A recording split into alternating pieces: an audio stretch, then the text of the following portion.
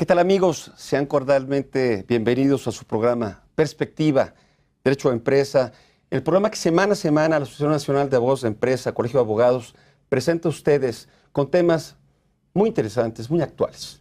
Buscamos de verdad encontrar momentos, encontrar programas que realmente revistan un carácter de actualidad y que puedan ser disfrutados por ustedes.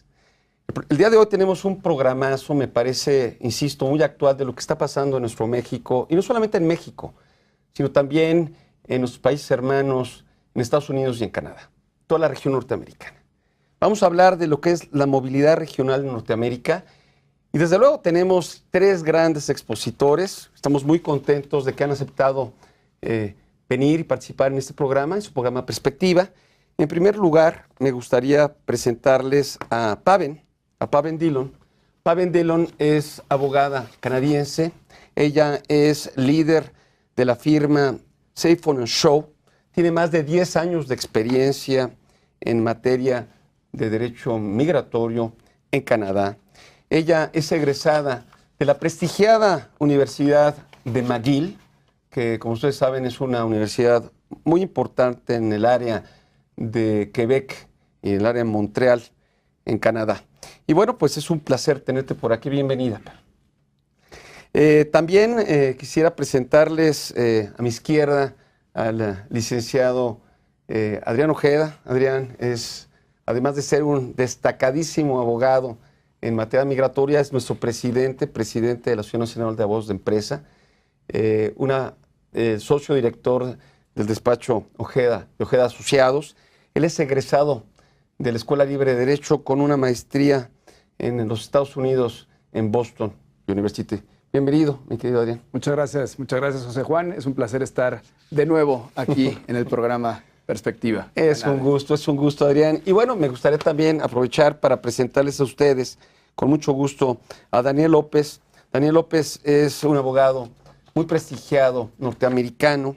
Él es abogado de la firma de Shorewitz Immigration Office, donde ha estado colaborando desde el año 2012 y es uno de los principales responsables de manejo de cientos de visas de trabajo en los Estados Unidos. Bienvenido, Daniel. Un gusto tenerte por acá.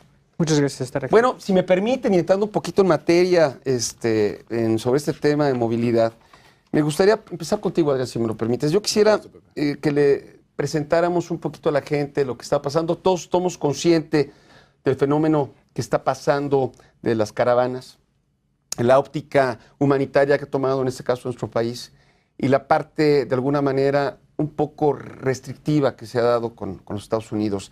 Y es algo que, pues, ya van varias caravanas y van a seguir, por lo visto. Me gustaría, de verdad, ¿cuáles son las implicaciones que tú notas en el fenómeno jurídico con esta situación, con estas caravanas que están pasando en nuestro país? Mira, José Juan, el fenómeno migratorio es un fenómeno que se está dando en todo el mundo. Siempre ha existido, siempre ha habido esta migración del ser humano para buscar, pues en sus inicios, alimento, refugio. Y miles de años después seguimos viendo este fenómeno donde hoy tenemos dos diferentes tipos de migración. La migración regular y la migración irregular. Tocabas tú el tema de las caravanas, que hoy está muy presente en nuestros medios. Estamos viviendo esa situación en todo el país. Miles de centroamericanos atravesando nuestro país con la intención de llegar a los Estados Unidos, lo cual genera un fenómeno migratorio en México muy importante, grandes retos en materia de migratoria, económica, cultural. Genera grandes retos también para los Estados Unidos, porque allí es a donde quieren llegar y esa es la aspiración que tienen todos los centroamericanos de poder entrar a los Estados Unidos. En El Paso se están juntando, sin duda, también connacionales mexicanos que quieren aprovechar esa oportunidad para llegar a Estados Unidos. Esa es una parte importantísima, sí, que requiere ser analizada, pero hay otra parte que no se ve en los medios de comunicación, que no se ve en las noticias y que es igualmente importante, que es la migración regular o la migración también llamada la migración corporativa por razón de empleo, que nosotros como Asociación de Abogados de Empresa es el tema que tenemos más inmediato en nuestra práctica profesional. No es que no sea importante el tema de la migración irregular o de la migración de las caravanas, pero siento que nos falta también hablar de este tema de la migración de técnicos ejecutivos por razón de las contrataciones que llevan a cabo las empresas y que también generan retos jurídicos, también familiares y culturales en los diferentes países.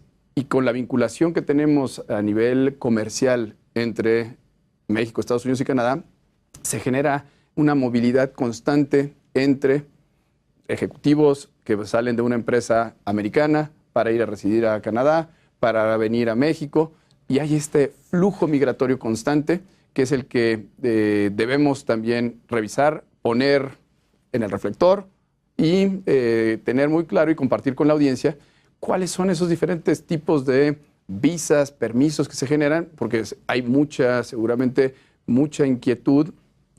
En latinoamericano no.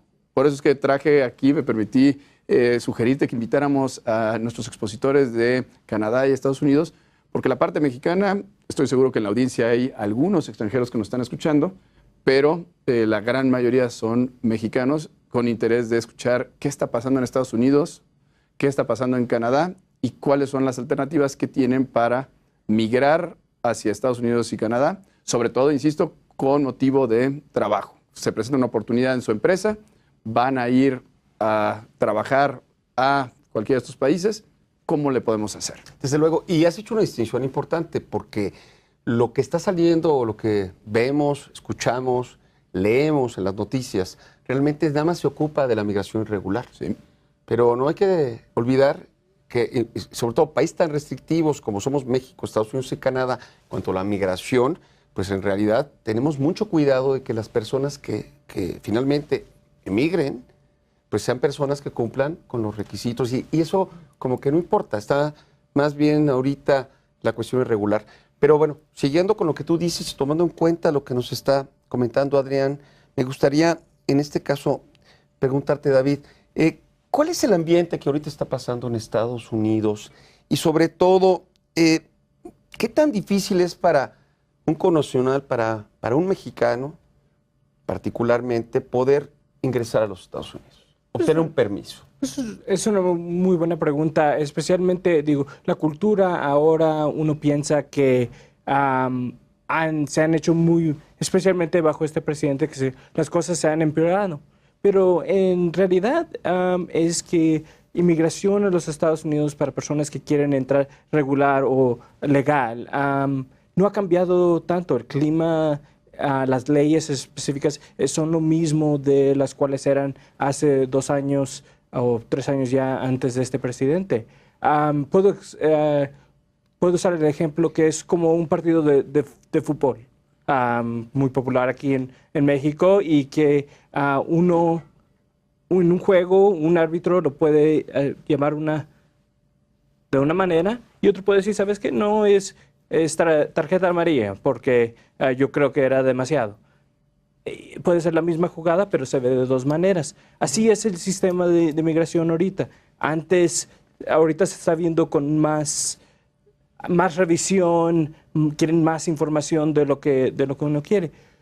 Hablando de eso, entonces es poquito más difícil, pero para agarrar una visa de trabajo o poder ingresar a los Estados Unidos, pero es algo que nosotros estamos ayudando a nuestros clientes a hacer, y es algo que sí lo estamos haciendo con mucho éxito. Desde luego, y bueno, se ve, pero hay que aceptar que sí se ha cambiado un poco el paradigma, se ha complicado, por lo menos es lo que sale en las noticias, es lo que la gente ve. Oh, sí. Digo, las noticias le enseñan a uno lo peor. A veces enseñan todo lo que piensan que está pasando, pero en la realidad lo que ha pasado es que hemos cambiado cómo vemos la situación, cómo los oficiales ven la situación, porque digo, nosotros podemos presentar el mismo caso a 2 diferentes oficiales y uno puede decir, ¿sabes qué? Yo creo que esto es suficiente información, voy a aprobar el caso. Pero hay otro oficial que puede tomar el mismo caso y decir, ¿sabes qué? Yo creo que necesito más información sobre esto y esto, y les voy a pedir esta información. Y pueden tener dos diferentes soluciones al mismo caso.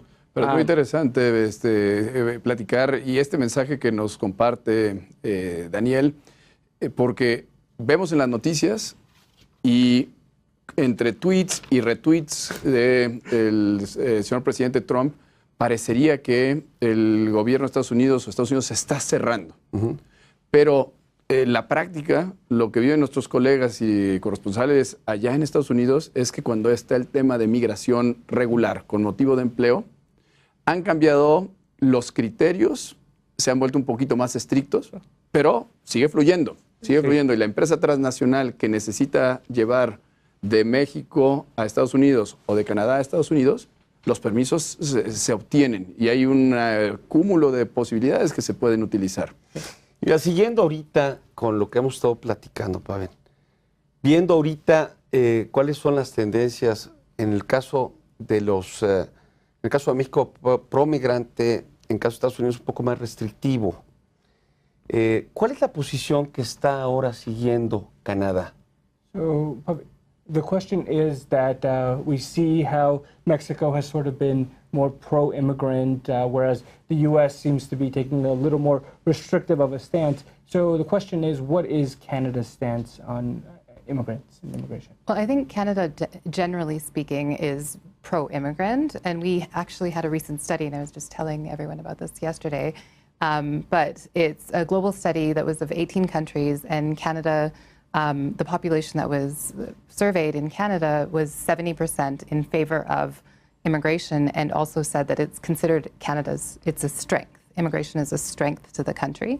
And I think that really reflects significantly at the political level as well, because politicians also are pro-immigration. So we are seeing a lot of pro-immigrant policies that are emerging from Canada since, I'd say, from about 2015 specifically. So Pavan dice que Canadá es más en favor de inmigrantes. Dice que hay un estudio de 18 diferentes países que hicieron un estudio viendo cómo ellos miraban a los inmigrantes y que salió que 70% de personas de Canadá están en favor de, están al lado de tener inmigrantes. Incluso el estudio decía que creen que es algo que hace el país más fuerte a tener los inmigrantes en Canadá, y especialmente en lo político también han sido en favor de inmigrantes,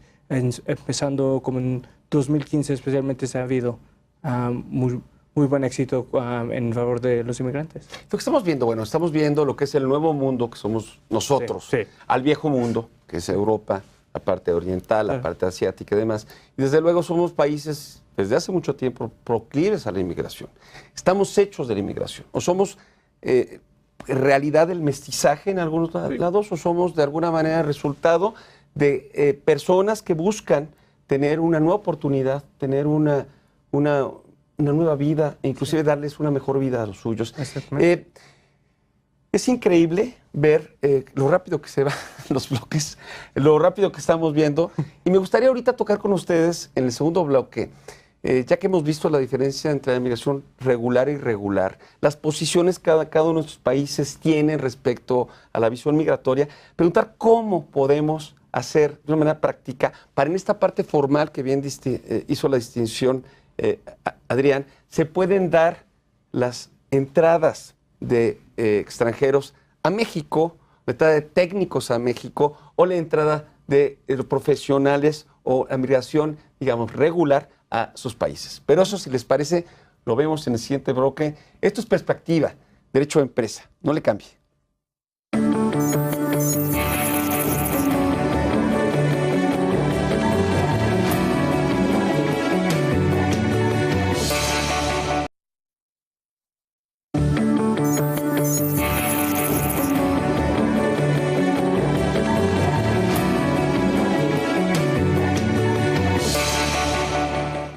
Continuamos en Perspectiva, Derecho a Empresa, el programa que semana a semana hace posible la Asociación Nacional de Abogados de Empresa, la ANADE, en conjunto con el canal judicial.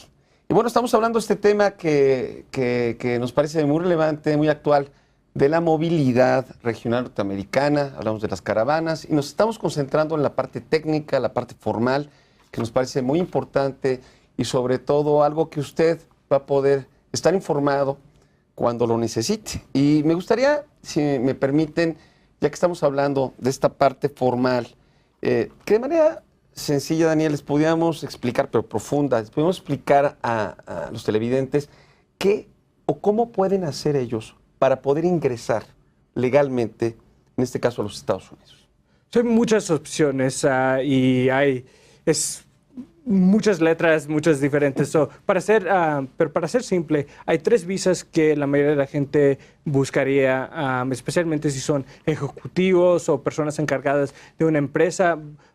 Es más probable que van a buscar la visa E, que es una visa para alguien que está invirtiendo dinero a los Estados Unidos, o si ya hay una compañía que ha invertido dinero, una compañía mexicana, y se mira como compañía mexicana, miramos los pasaportes de la gente que son dueños, pero si es una compañía mexicana, entonces ellos también pueden llevar a sus empleados profesionales a los Estados Unidos por medio de esa visa. La otra visa que es muy común es la visa L. Y la L tiene 2 o 3 diferentes maneras que uno puede traer a alguien. Hay L1 para alguien L1A para alguien que trabaja como ejecutivo o manejador, o alguien que tiene personas que reportan a él, y tiene un ejecutivo o maneja una cierta parte de la organización. La segunda parte es para alguien que se llama L1B, alguien que tiene un conocimiento especial. Pensamos alguien que ha estado con la compañía por unos años o un tiempo y ellos conocen la tecnología, a lo mejor conocen las máquinas que la compañía va a usar en los Estados Unidos o quiere venir a los Estados Unidos para entrenar a otras personas cómo reparar estas máquinas y cómo reconocer cuando esas máquinas se necesitan cambiar. Cosas así. Ese es un buen uso para la L1B. Ahora hay otra visa que se llama, mucha gente a lo mejor lo conocen, es el B1, B2. B2 ahora estamos hablando de turismo, pero en este caso el B1 es para personas que vienen a hacer un tipo de trabajo y controlan lo que es el tipo de trabajo, pero un uso muy común es personas que tienen contratos de servicio aquí en los Estados Unidos.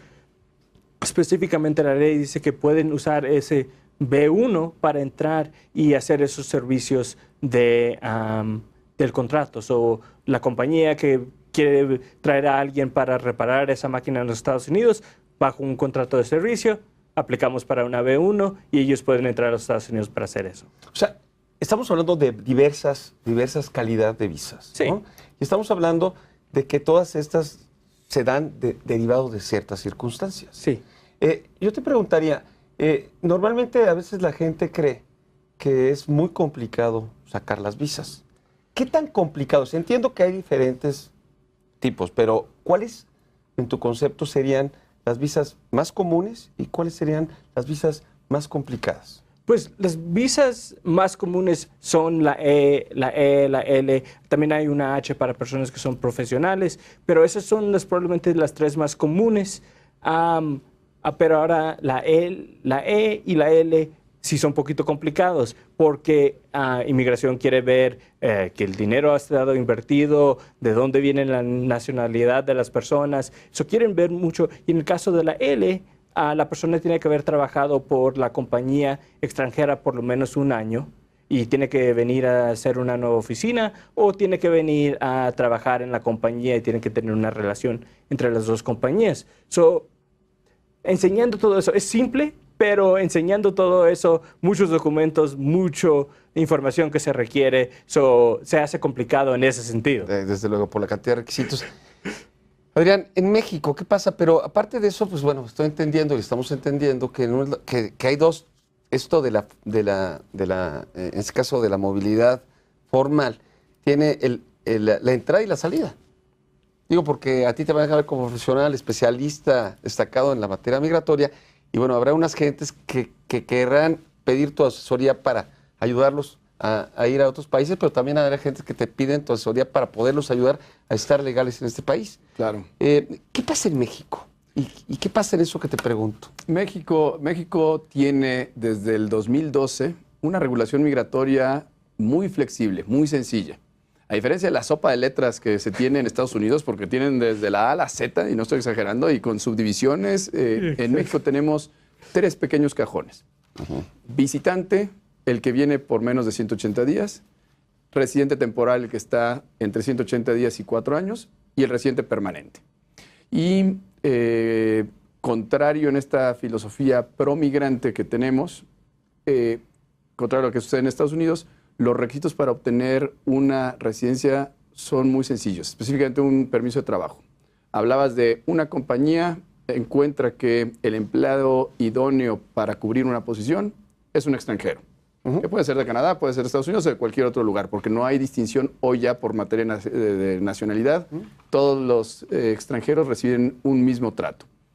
Esa empresa identifica al extranjero y dice, lo contrato, y es tan sencillo con que emite una carta oferta de empleo para ese extranjero y la empresa haya estado previamente registrada con el Instituto Nacional de Migración. Tenga una constancia de empleador.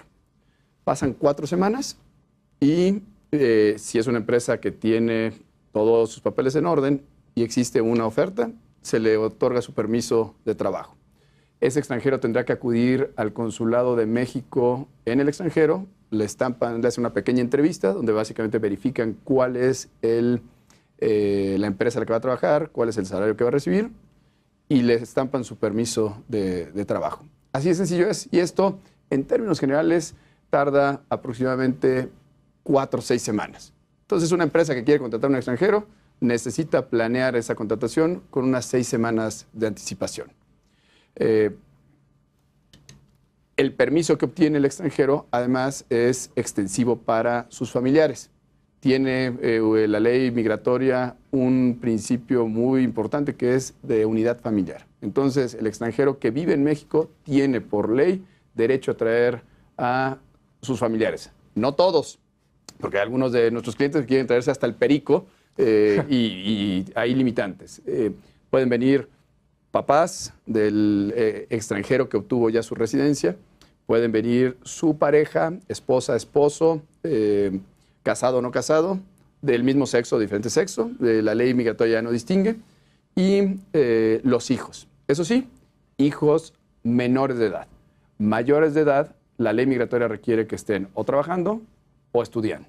Ok, bueno, pues es muy importante saberlo, pero fíjate, me interesa que nuestro auditorio sepa perfectamente, primero, que entonces ya no hay nacionalidades restringidas. No hay nacionalidades. Eso porque yo recuerdo que fue un tema, me parece que se avanza a la protección de los derechos humanos, se avanza en una nueva paradigma jurídico. Y por otro lado, algo que me llama mucho la atención es que muchas veces la costumbre que había, ¿no? La costumbre de que llegabas al país, entrabas legal, entrabas con un permiso de turista y después, pues, buscabas tal vez tener tus propios papeles aquí, cuando bien nos estás explicando que lo que pasa es que ahora se tienen que arreglar los papeles directamente en el país de origen. Es muy buen punto, José Juan, porque nos topamos con muchas dudas de cuál es el orden de los factores. Efectivamente, hasta antes del 2012 llegaban muchos extranjeros como turistas y aquí hacían su cambio de estatus. Encontraban empleo y hacían su cambio de estatus migratorio. En ese entonces se le llamaba cambio de característica migratoria. A partir del 2012, el orden de los factores es muy claro. Primero, la empresa decide contratar al extranjero, emite una oferta de empleo, se obtiene el permiso migratorio y se lleva a cabo la contratación. Hay un gran desconocimiento, tristemente, entre muchas empresas que durante la entrevista le exigen o le preguntan al candidato, ¿tienes permiso migratorio? Como un requisito para poderlo contratar. Insisto, es equivocado. Primero la empresa escoge, emite la oferta y después viene el permiso migratorio. Muchas gracias. Qué bueno que nos aclaras esto. La verdad, yo creo que es muy valioso. Y me gustaría, en este tenor, aprovechar, ya vimos lo que pasa en Estados Unidos, cuáles son las características, la sopa de letras que bien indicaba en ese caso Adrián. También estamos viendo lo que pasa en México. Y Pavan, me gustaría preguntarte, ¿qué es lo que pasa en Canadá? ¿Cuáles son, en este caso, las visas y cómo es el procedimiento, en este caso, para los permisos migratorios en tu país?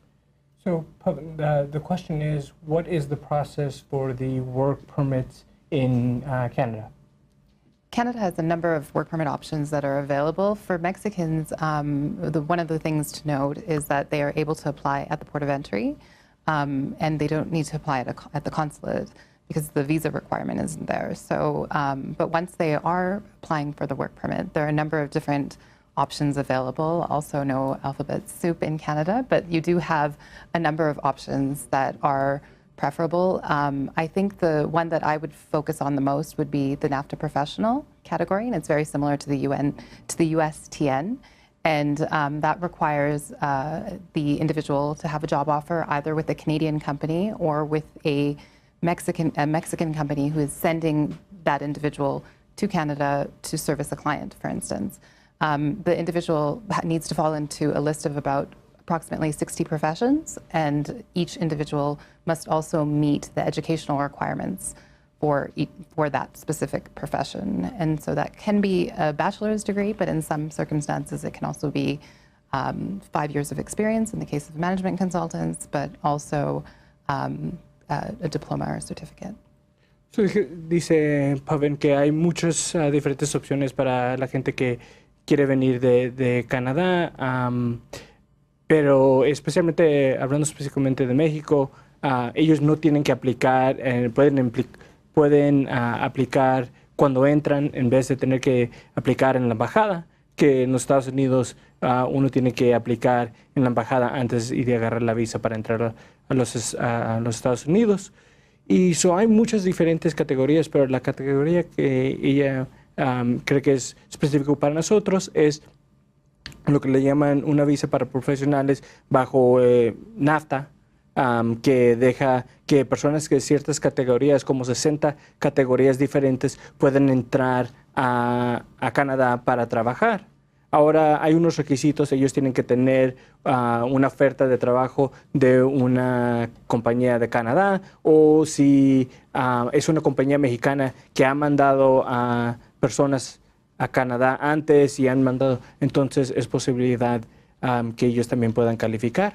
Y los requerimientos es que tengan los requerimientos que son de esas como 60 diferentes profesiones, pero la mayoría son que tengan un titular universitario o en caso de un consultante que tengan 5 años de experiencia en ese trabajo, pero es normalmente o experiencia o un titular universitario para poder venir y hacer estos tipos de trabajo en Canadá. De acuerdo, muchas gracias. Me gustaría enfatizar para toda nuestra audiencia que, como decía Pavan, los mexicanos no necesitamos visa para poder viajar a Canadá.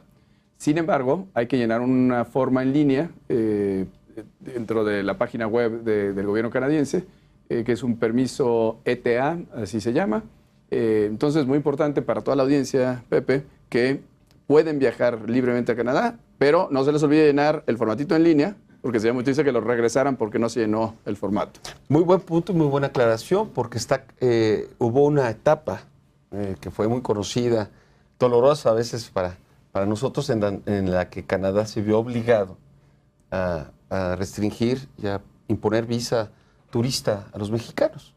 Así es. Y bueno, es bueno saber que ahora se eliminó, pero que el requisito de poder llenar el documento en línea es un requisito indispensable sine qua non para poder ingresar a Canadá.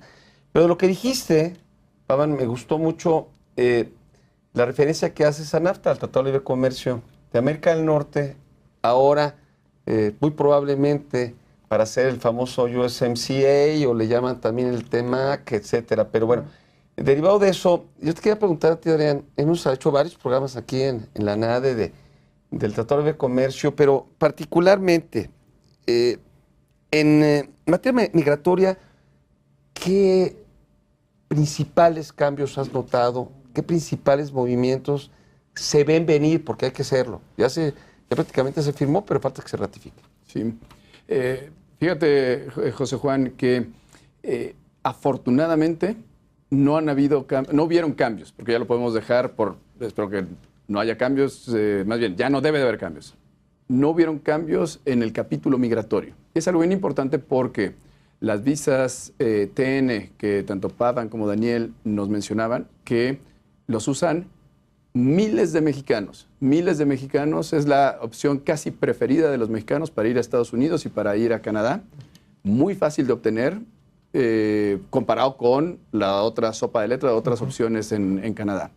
Entonces, en algún momento, y tuve la oportunidad de participar en el cuarto de junto, este grupo de asesores del gobierno mexicano en la negociación o la renegociación del Tratado de Libre Comercio, y en algún momento como abogado migratorio tenía yo la preocupación que en las negociaciones fuera a utilizarse el tema migratorio como una moneda de cambio para obtener otros beneficios dentro del tratado. Y tengo que reconocer la extraordinaria labor que llevaron a cabo nuestros negociadores, la extraordinaria labor del gobierno mexicano para poder mantener todos estos beneficios para los mexicanos que se derivan del Tratado de Libre Comercio y que los usamos muchísimo en los dos países, en Estados Unidos y en Canadá. Entonces, la buena noticia es las cosas siguen exactamente igual a nivel migratorio en el Tratado de Libre Comercio, y eso es muy, muy bueno para México porque gozamos de el beneficio de obtener las visas TN en ambos países. Ahorita que haces referencia de las visas TN, me gustaría preguntarte, y que el público también pueda tener conocimiento, mi querido Daniel, ¿cómo se obtienen, cómo se tramitan, qué requisitos hay que cumplir para poder tenerlas y obtenerlas? Pues es muy similar a Canadá, usamos casi los mismos requisitos, es la misma lista de personas que pueden venir. La diferencia específicamente, como Pavan había dicho, específicamente para México, es que de Canadá pueden ir a la entrada y pueden presentar sus documentos y ahí le dan el permiso de entrar y pueden trabajar.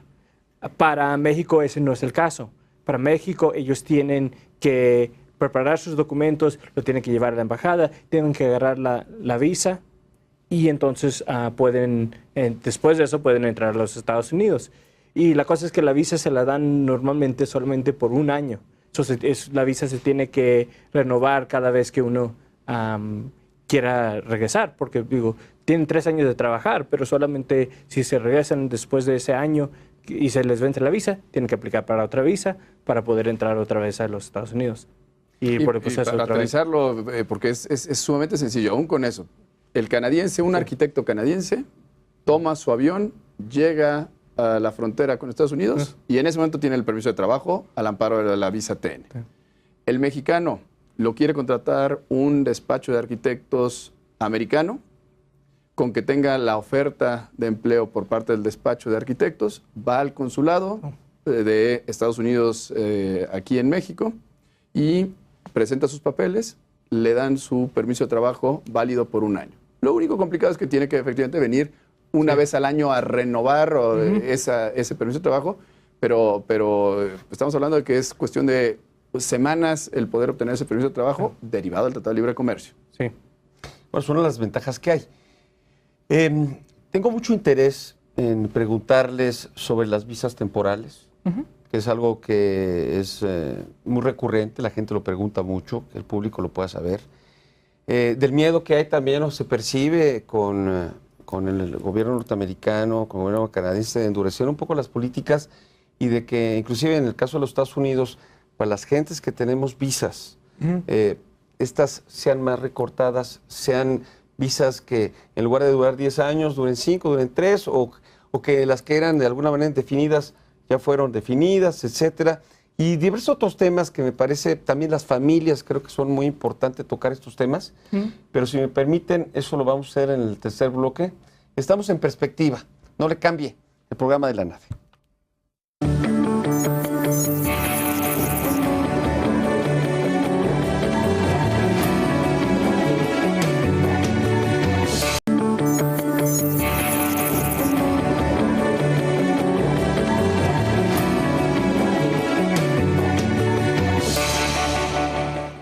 Continuamos en Perspectiva, Derecho de Empresa, el programa de la NADE, hablando de este tema tan interesante de la movilidad regional en Norteamérica. Y bueno, nos quedamos, en este caso, Daniel, en medio de la pregunta, en medio de qué va a pasar, el miedo que tenemos ahorita de que recorten las visas, yo te diría en primer lugar, que en lugares de 10 años, sobre todo las básicas, que serían las de turista, y la que es muy recurrente, que son las visas temporales o los permisos temporales. Sí. Entonces, si nos pudieras platicar qué es lo que tú piensas que va a pasar y qué es lo que está pasando en realidad. Pues lo que está pasando ahorita es la visa de turista y también la visa de trabajante. Se puede usar para entrar a hacer ciertas cosas en los Estados Unidos. Turismo, obviamente, si uno quiere ir a Disneyland o quiere ir a visitar algo en los Estados Unidos, perfectamente. Esa es la razón por la cual tenemos esa visa de turista. Pero si alguien quiere venir, por ejemplo, si tienen una Pues no que te interrumpa, ¿esa visa tienes derecho a estar en Estados Unidos cuánto tiempo? Tienes derecho de estar ahí de turista 6 meses, 180 días es lo que le dan a uno. Y esa visa también tiene, el B1 es para que uno pueda venir a trabajar, pero hay cosas bien específicas que pueden hacer. Pueden venir a una conferencia, a negocio de contratos, a hacer servicio bajo un contrato después de una venta, pero es bien limitado lo que puede hacer y obviamente con las limitaciones llegan los problemas. Eso pasa. Y, mamá, ¿en Canadá hay algo parecido a lo que está pasando en Estados Unidos? Pavan, is there a similar type of visa, like a tourist or B1 visa in Canada? Yes, you'd come in under the business visitor category. It's very similar to the United States. But I think what is really interesting is that in 2017, Canada launched an initiative called the Global Skills Strategy, and it's really meant to draw in global talent. And one of the key pillars of that strategy is the 2-week, or it's an exemption for short-term work. So it could be 15 days in a 6-month period or 30 days within a year. And this would allow any high-skilled worker to perform hands-on work in addition to the business visitor exemption that exists. Dice que similar a los Estados Unidos hay personas que pueden venir como visitantes de negocio. Canadá específicamente tiene un programa donde personas con talentos altos pueden venir a Canadá y pueden trabajar por o 15 días en un periodo de 6 meses o 30 días en un periodo de 1 año, que es muy distinto a lo que uno puede hacer en los Estados Unidos. De acuerdo. ¿No van a hablar? ¿Y en México? Adrián? Pues tenemos una mezcla de ambos, porque en México todo aquel extranjero que viene y que no recibe una remuneración en México, que no es pagado en México, puede entrar como visitante y trabajar hasta 180 días sin necesidad de una visa especial. Este es sumamente benéfico para las empresas porque aquellas que requieren, como lo mencionaba Daniel, un técnico para una instalación de una maquinaria para un servicio postventa, simplemente entra a México y puede estar realizando cualquier actividad de cualquier tipo, desde perforar un pozo petrolero, dar consultoría, enseñar, cualquier actividad, siempre y cuando no reciba su pago en México. Esto implica que es empleado de una compañía extranjera y que recibe su sueldo fuera y que por lo tanto no hay un desplazamiento de la mano de obra mexicana, que al final del día queda todavía aún con la flexibilidad que tiene la ley migratoria mexicana, subyacente, que busca de alguna manera proteger las fuentes de empleo, o por lo menos que cuando se contrata un extranjero se sepa qué va a hacer y cómo lo va a hacer. Dime una cosa, en México ha habido, porque en Estados Unidos es muy recurrente escuchar que prohíben la migración para defender, en este caso, los puestos de trabajo y para abatir, en este caso, las faltas, el desempleo, que normalmente para los políticos es un tema que hacen principal énfasis, ¿no? En México, si bien hay esta protección, digamos, discreta que hay, ¿ha habido de alguna manera algún movimiento, ha habido alguna tendencia a pensar que el extranjero le va a quitar el puesto al mexicano? En fechas recientes no, Pepe. Esta era parte del espíritu que tenía nuestra anterior Ley General de Población, que fue derogada a partir del 2012, en el 2011 y 2012 entró en vigor la nueva regulación. Ahí sí había una limitante donde era requisito fundamental que la empresa que quería contratar a un extranjero demostrara que tenía estas habilidades especiales de las que nos han mencionado, sobre todo ahí en Estados Unidos. De tal forma que se justificara perfectamente por qué se iba a contratar. Cambia la política y yo diría la filosofía migratoria de nuestro país a partir del 2011 con la nueva ley y en vigor a partir de 2012, en donde reconoce esta nueva ley que México es un país de tránsito y de destino de migrantes, flexibiliza las cosas y hoy, salvo ese tenue cambio que hay para cuando recibes remuneración en México y cuando no, que implícitamente asume que pudiera haber un desplazamiento, pero realmente no es una preocupación palpable de la ley de migración el que haya ese desplazamiento de mano de obra mexicana. Excelente, qué bueno, muy claro. Bueno, hemos ido decantando el programa, me pareció muy agradable, de la parte informal, la parte formal, que también se da por lo que vemos en el desplazamiento, en la migración. Después hemos visto las principales entradas o permisos, visas, llamemos, que se pueden dar de manera legal, nos hemos enfocado. Y hemos hablado de esto de una manera, yo creo que precisa y clara, dando buenos ejemplos y hasta tendencias. Daniel, me gustaría preguntarte qué pasa. En primer lugar, ¿qué pasa si las cosas salen mal? ¿Qué pasa si recibo una negativa de visa? Que eso le puede pasar a muchos de los que nos están oyendo.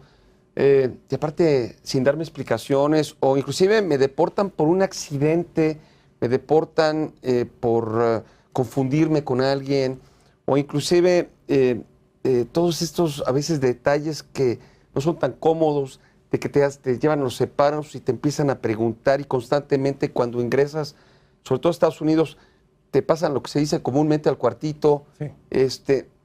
¿Qué pasa? ¿Qué podemos dar a los televidentes de información respecto a estas circunstancias? Lo primero que les dijera a los de la televisión, que me den una llamada, porque a ese punto es un buen punto, y hasta incluso antes, pero ese es un buen punto de llamar a un abogado de inmigración estadounidense, porque a ese tiempo ya tenemos un problema, la visa ha estado negada o se le han quitado la visa. Por ejemplo, ahora precisamente estaba hablando con alguien que tuvo esa misma situación. Tenían una visa donde podían entrar, hacer trabajo bajo un contrato en los Estados Unidos, y necesitaban una tarjeta para poder entrar al edificio.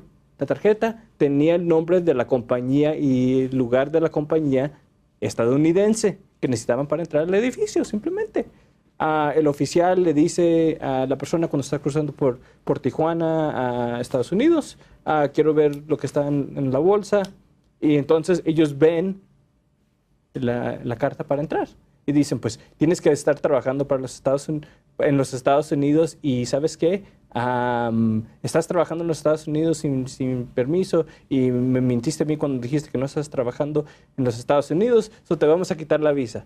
Pues, ¿qué hace uno en esa circunstancia? Pues sabemos la razón por la cual les negaron la visa y podemos tratar de aplicar para una nueva, explicar que en realidad no estaba trabajando para la compañía en los Estados Unidos y que solamente estaba haciendo trabajo que era permisible bajo la visa que tenía.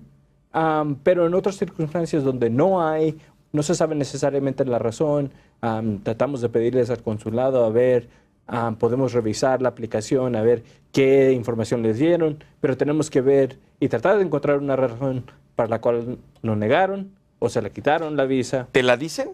¿Te la informan? Es decir, cuando tú sabes, nada más no sabes por qué te la negaron, porque ahí está, dice negada. ¿Tú puedes solicitar legalmente que te digan la razón?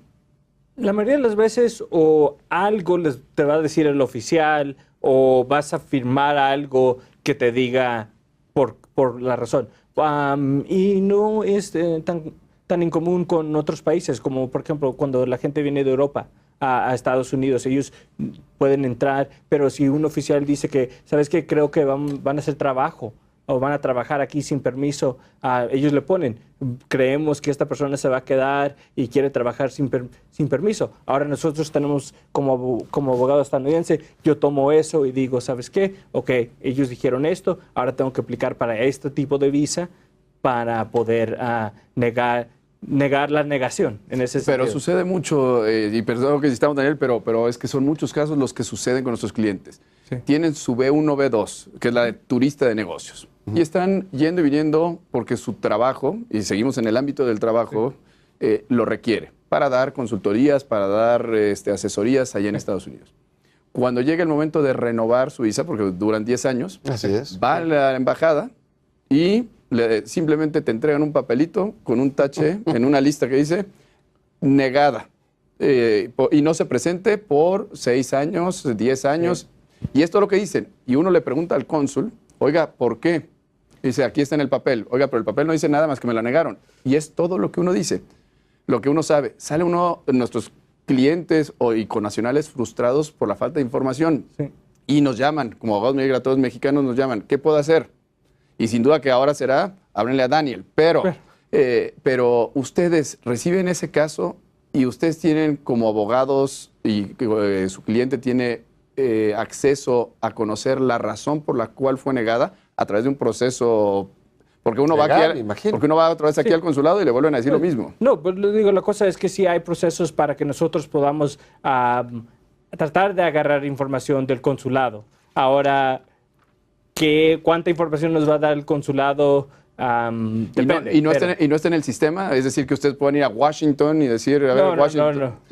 ¿No puedes demandar en base a la transparencia, una ley de transparencia que te puedan dar la información y en su caso acudir en este caso a los tribunales, a la corte, para que se revierta? Sí hay lo que en inglés le llamaríamos Freedom of Information Act o FOIAs, donde le puede uno pedir información al gobierno, no necesariamente. Pero la mayoría de las veces cuando uno le pide información al gobierno, le dicen, ¿sabes qué? Aquí están todos los documentos que le dimos a tu cliente y si algo viene allí que dice por qué le negaron la visa, pues qué bueno. Y si no, a veces es muy difícil pedir. Uno a veces tiene que llamarle 1, 2, 3 veces al consulado para que nos den una información de por qué la negaron y cómo podemos arreglar la situación. Lo que me queda a mí muy claro, jóvenes, ilustres, abogados, es que es verdaderamente las facultades discrecionales que tienen los oficiales, sobre todo en Estados Unidos, en Canadá y en México, son muy amplias. Sí. Y de esa suerte, pues así son las leyes, son las políticas, así se han dado, de suerte que muchas veces está a criterio del propio officer, como le llaman, oficial, el poder dar o no una razón pues realmente cierta o por lo menos que nos deje tranquilos respecto a la negativa. Pero esto me gustaría, si me lo permite mi presidente y el programa, por favor, hacer un programa particularmente de esto, porque creo que es un tema que para la audiencia debe ser muy importante. Interesante. Sí. Pues mire, llegamos a la parte de las conclusiones, la parte final del programa. Y me gustaría que, si de ser posible, pudiéramos dar algunas recomendaciones, algunas sugerencias, algunos tips para la manera correcta de hacer, en este caso, las migraciones en nuestros respectivos países. Y si me permites, Pablo, me gustaría empezar contigo. So the question is simply, what tips would you give the people watching this show about being able to get visas or just anything in general about Canadian immigration? I think, honestly speaking, I think the most important thing is to be well prepared, to understand what the rules are, what the regulations are, and what documentation is necessary based on the visa category that you're applying for. And I think that just that alone will increase the chances of success considerably. So, Hacer las cosas bien, ¿verdad? Perdón. Sí, no. Pavel dice que es necesario estar preparados, saber tener los documentos, saber los requisitos, tener los documentos y traer todos esos documentos. Si alguien está bien preparado, es mejor chance de que le den la visa que quieren. Diego, muchas gracias. Gracias por participar. Gracias por estar aquí. Mi querido Daniel, ¿qué recomendaciones, qué tips podemos dar?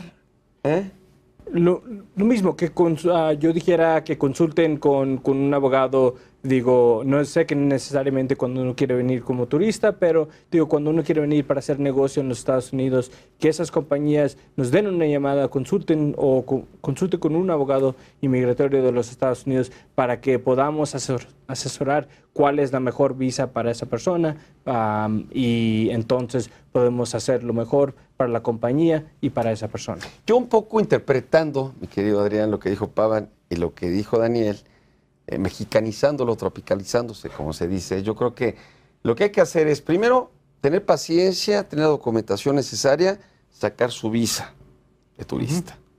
Después de eso, si hay una negativa, si hay un problema con la visa, entonces, de alguna manera, acudir con el especialista. Si hay una visa, que esta visa, por alguna razón que se desconoce o por las amplias facultades que tiene, en este caso el oficial, es restringida, es negada, es cancelada, etcétera, entonces acudir de alguna manera y tener mucha paciencia, porque eso, por lo visto, necesita mucha paciencia. Sí. Mi querido Adrián, ¿qué podríamos recomendar a nuestra audiencia? Yo hablaría en general tanto a los empleados de compañías que por motivo de su trabajo tienen que estar frecuentemente viajando, a las áreas de recursos humanos, pero también a aquellos ciudadanos que vamos de turista, démosle la importancia a la materia migratoria. Después de muchos años de estar haciendo esto, el tema migratorio causa un estrés en la persona, causa un estrés en la familia muy importante. Nos sentimos todos vulnerables cuando estamos fuera de nuestras fronteras y estamos visitando un país. En la medida que sigamos las recomendaciones que nos han hecho Pavan, Daniel, estemos informados, sepamos cómo debemos actuar. Tomando tu recomendación, y lo dijiste muy claro, que se hagan las cosas bien. No tratar de darle la vuelta ni tratar de pensar que somos más inteligentes o que podemos engañar. Hay una cosa, un pecado capital en materia migratoria: decir mentiras. Los 3 países lo sancionan severamente. Tenemos diferentes rangos de flexibilidad, pero al final del día, si las cosas se hacen bien, aún en Estados Unidos, que quizás el que tiene el nivel más alto hoy de requisitos y de escrutinio, se pueden obtener las cosas. Pero, tanto en Canadá, en Estados Unidos y en el propio México, si uno miente a la autoridad migratoria y declara que va a hacer algo que en realidad no va a hacer, la consecuencia es grave. Es la negativa y quizá una sanción para no poder regresar a ese país durante muchos años. Entonces, juntando todas estas ideas que hemos dado el día de hoy, asesórense, infórmense, planeen su viaje de turista, de negocios, de trabajo y digamos las cosas de manera correcta. Pues yo les quiero agradecer a todos ustedes su presencia. Muchas gracias, Pavan, por estar aquí con nosotros, por compartir tus conocimientos. Daniel, un placer de verdad tenerte aquí en tu programa Perspectiva. Mi querido presidente, mi querido Adrián, un gusto como siempre. Gracias. Que nos ilustren y sobre todo gracias a usted por su paciencia y por vernos semana a semana. Nos vemos la siguiente semana. Esto es Perspectiva, Derecho de Empresa.